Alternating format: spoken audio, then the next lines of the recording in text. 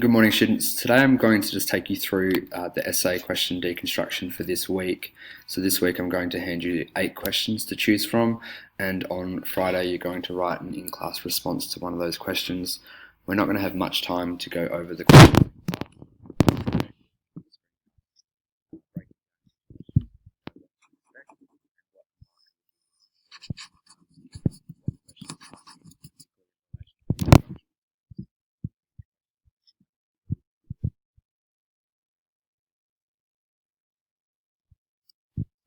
All these resources will be found on Connect after I've uploaded this video. So I'm just going to bring up the document. Now, the questions that I've put up here, they are the same questions as last time, obviously because these address the unit syllabus terms for Unit 4 as well as Unit 3. However, there's the inclusion of question 7 and question 8 that I want you to consider. Now, when we are answering this, I do want you to consider both texts, as I've made mention before in class, that you will be required for, I think, 4 or 5 of the questions to require close analysis of 2 texts. Now, you won't necessarily have to compare 2 texts, but you will have to discuss at least 2 texts. So on that note of making comparisons, if we go down to the bottom of the page, you'll see that I've just taken the instructional terms from the syllabus, and I'll refer back to these as we deconstruct each of these questions. But you'll see here, compare, when you know that when we're comparing, you have to compare how the 2 texts, BlackRock and Nanette, will be similar and different. If a question's only asking you to look at in at least 2 texts you've studied, you don't necessarily have to look for the similarities and differences. So I suppose that's something to keep in mind. But what we'll do now is go up to the top and looking at question 1. Now, as we've said, these questions are the same as the last ones, but I thought we'll take that time to break each down. So, question 1. Discuss how one text you have studied represents different voices. Now, make sure you're highlighting the instructional terms. So in this case, it's discuss. So if we look down to the bottom, you know what we do when we discuss. We have to identify issues and provide points for and against. Okay, so I'll put that in here, just so you have it as well. And I'll print this off for everyone. Okay, so discuss how one text you have studied represents different voices. Now, for this question, I think it would be worthwhile looking at BlackRock, only because it's quite obvious that there's competing multiple voices within the text. So I think for this, go with BlackRock. However, it could be done with Hannah Gadsby's Nanette, but I think the multiple voices make it easier for this text. And then how is our other instructional word of what we need to do. So whenever we're talking about the how, we're talking about the construction. So don't forget that. I'm just going to use these little arrows. So the construction, or the technical elements, remembering that it discuss a number of elements including dialogue, props, costuming, staging. So discuss how one text you've studied represents different voices. So this is the bigger part of the question.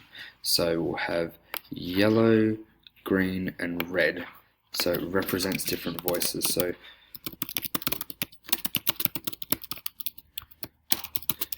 first we need to kind of identify which voices we are going to be discussing in the text, and then focus on who or what they are a representation of. So we know within the text there's multiple voices, predominantly looking at the likes of Rico, Jared, Diane, and Tracy would be my focus, I would suggest. With Rico, you're looking at the voice of the masculine patriarchy, and I suppose the destructive nature of the patriarchy. Tracy, you're looking at the voice of the silent, the female in society, the one controlled by males. Diane, I suppose you're looking at a voice of reason and emotion, someone who's still coming to terms with her violent past and can recognize the destructive nature of masculine, toxic masculinity and male privilege, and really trying to encourage Jared to not go down the same path that her former husband Len went down. and then the likes of Jared, who is a voice of someone really being pulled into which way is about who he wants to be. Is he going to be one of the boys, or is he going to be like his mother, someone who's compassionate, someone who's in touch with his emotions, knowing that throughout this text, Rico and the lads would present this perspective that emotions and anything linked to emotions is a feminine trait. So Jared's that one that's questioning his role in this Black Rock community. So that would be my focus for those Rico, Tracy, Jared, and multiple voices represent within that text. Now, don't forget the how aspect, okay? Remembering that it's voices created through language features and the stylistic features of the text. But in this case, we can also talk about stage directions, costuming, and props. And in Tracy's case, it's the lack of voice. So once you're looking at that, discussing that, you've always got to think about the effect. To what end? Okay. Why was Enright trying to create this, or why was Enright creating these characters with the particular voice? Oh, excuse my spelling errors. Voices that he did. Obviously, it's social commentary about what it means to be a man in 1996 Australia. Okay, a better response would go further and looking at 2018, sorry, I'm living in the past, 2018 and beyond. But there are some things that you can definitely, it's a nice question. I would look at doing the paragraphs in the order, Rico and Tracy. Tracy, Rico, either or, then Diane, and saving Jared at the end, because Jared is still that voice of, someone coming to terms with themselves. What necessarily, I think that has power, having him at the end of that paragraph. So if I just check the time, rushing through this. Question 2, if we look at question 2, reading and viewing texts make us more empathetic. Respond to this statement with reference to at least one written text and one visual text. So you don't necessarily have to compare. Remember, all you're doing is respond. Now, respond is here. Okay, so what you have to do is provide. There we go. Provide an answer or reply. So here is our instructional term. Respond. We'll respond to this statement. Okay, and what do we have to do? Is the red is here. Okay. With reference to at least, and obviously with reference to at least is the how aspect of the question. Okay, so let me just change it back to it so it's not that. So reading and viewing text make us more empathetic. So we first need to start with empathy, looking at the concept of empathy. So define, and empathy for whom, what, etc. So if we're looking at Black Rock, empathy for the silent victim. Very aggressive typing. In Tracy, or empathy for the males bound and constricted by the patriarchy, or the expectations placed on them. Okay, so having a think about that. Empathy for those struggling, if we're thinking of Nanette. Okay. The marginalised, the voiceless, the shamed, which is a good way of wording it if we're looking at Nanette, because and I suppose with this one you've got to think about, okay, but what and so what, to what effect? So we're always having to go back to this idea, to what end? Okay, so this is where I'd encourage you 1996 to 2018. Okay, what's the effect, context of production, the context of reception for Black Rock, but also thinking about the connections between Black Rock and Nanette. Why is it still so relevant?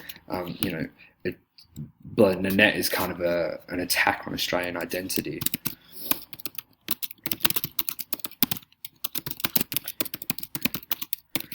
So, you know, even though in BlackRock we've got someone like Jared who's come to terms with, well, I suppose recently just came to terms with himself and what it means to be a man, and how we're restructuring this idea of what it means to be masculine by having him get rid of the keys and letting go of letting go of Rico, symbolically by throwing those keys in the ocean. We've got someone like Hannah Gadsby who's suggesting that we've still got a long way to go. And whilst it might seem like it's an attack on straight white males, I think she's framed it in a way that it's an attack on everyone, and, you know, the Australian identity, because someone like herself could not belong, and there's this issue of belonging within society, and that the Australian society isn't allowing for the marginalised, the voiceless to belong. They're shaming them into submission, like you know, like she is experienced in 1997 in, you know, Tasmania, where homosexuality is still a crime, for example. So I think this is a great text that really allows for a number of readings. Really allows for extension and for your personal critique to come into it. But you obviously have to really define this aspect of empathy, and empathy for whom. Okay, so just keep that in mind. Just checking the time again. We're going to keep rushing through this. This might be a two-parter. Question 3, with reference to at least one text you have studied, examine how and why text challenge or reinforce. Okay, so here's the instructional term. So make that in yellow. Examine. Let's look down. Inquire into. I thought, yeah, that's it. Just thought I was going a bit loopy there. So we examine, we inquire into how and why text challenge or reinforce. So how and why, quite a number of aspects to this question. What color did I make? I think I made that green. And then how and why text challenge or reinforce dominant attitudes. So keeping an eye on this little bad boy here. I want to make that bolder for you. Underline. How, construction, and why. Okay, so this one would be a good one to do for the two texts. However, I'll leave it as B. So with the one text. So how, we know, is always dealing with construction of the text. Now, when we refer to that, it could be the construction of character, voice setting, you know, any of those narrative elements, really. Okay, if you're thinking of Nanette, it's obviously in the performance aspects as well, the verbal and non-verbal communication. So it could be stage direction. So I'll put down verbal and non-verbal.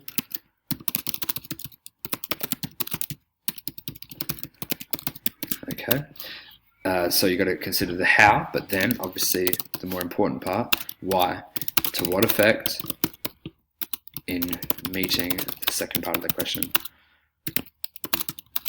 which is the challenge or reinforce dominant attitudes. So then you've got to make that argument. Okay, to start off, I would suggest starting off with the attitudes. What are they? And then obviously making that call. Do they challenge or reinforce? Now, I had a question by a student asked me about, can you do both? This question says challenge or reinforce, one or the other. You'll get yourself a bit busy if you do both. So you got to go then looking at the attitudes that are put forward. So maybe this attitude towards masculinity, this attitude towards pride, attitude towards violence, attitude towards submission, silencing, attitude towards shaming individuals, stereotyping in the net. So what are these attitudes that exist within the text, and how and why does it challenge or reinforce? So big question, because you're doing a number of things, and then you also have to inquire into as to why it's doing it, for what end, and particularly as a 2018 audience, why is it so relevant? Both texts, obviously Nanette's more relevant than, well, no, actually they're both very relevant, but given context of production for BlackRock is, some 20 plus years old now, but still I want you to consider. So a better response will always apply it to, I suppose, a real world understanding. Now I'm just going to pause it here and I'll create another video because I've only got 15 minutes.